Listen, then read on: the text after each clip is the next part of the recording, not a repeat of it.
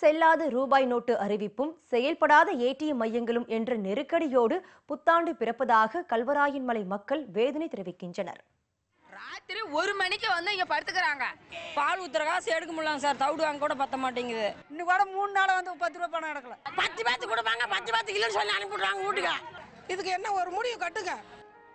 ATM இயந்திரங்களுக்கு மட்டுமல்ல, ஆட்சியாளர்களுக்கும் தெரியவில்லை இந்த கண்ணீர் குரல் என்ற ஆதங்கம் எழுந்துள்ளது. கல்வராயன் மலையில் இருந்து அந்த கலக குரல் எழுந்திருக்கிறது.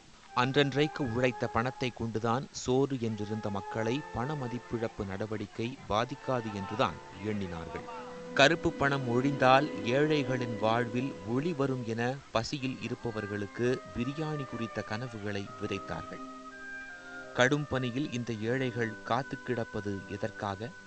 கோடிக்கணக்காக பதுக்கி வைத்திருந்த அவர்களின் பணத்தை மீட்டெடுப்பதற்காகவா என்ற கேள்வி தற்போது எழுந்துள்ளது.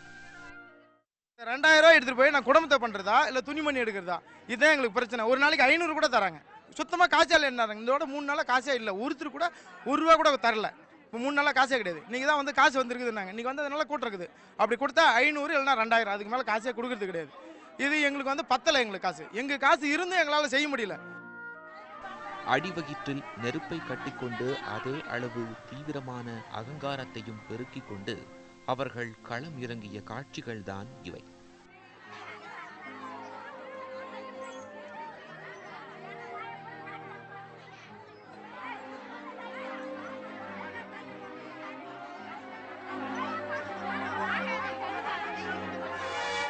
உழைத்ததன் ஈரம் காய்வதற்குள் அன்றைக்கான கூலியை தந்துவிட வேண்டும் என சொல்வார்கள்.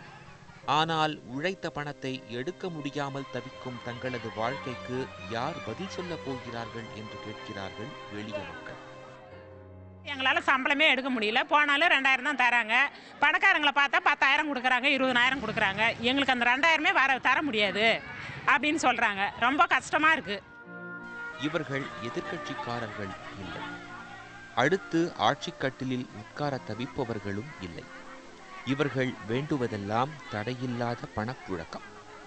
ஏடிஎம் மையங்கள் தூங்கிக் கொண்டிருக்கின்றன. காவலாளிகள் மக்களின் கோபத்திற்கு தாக்குப்பிடிக்க முடியாமல் வெளியேறிவிட்டனர். வார பணத்தில் 4ல் 1 பங்கு மக்களுக்கு கொடுக்குறாங்க. 3 பங்கு 20,000 1 லட்சத்துக்கு கமிஷன் வாங்கிட்டு அப்படியே சூட்டு கேஸில் கொடுத்து அனுப்புகிறாங்க. அப்போ அந்த மக்கள் என்ன பண்ணுறது? ஒரு நாளைக்கு 2 நாளைக்கா? வருஷம் 30 இந்தமாரி என்னென்னா அதோட அவங்க சாவலாம். இங்கே வாழ்க்கை முழுக்க அவமானங்களோடு மட்டும் வாழ்ந்து பழகிய இந்த எளிய மக்கள் இப்போதும் தங்களது பணத்தை எடுப்பதற்காக அவமானப்பட்டு கொண்டிருப்பதாக குமுறுகின்றனர்.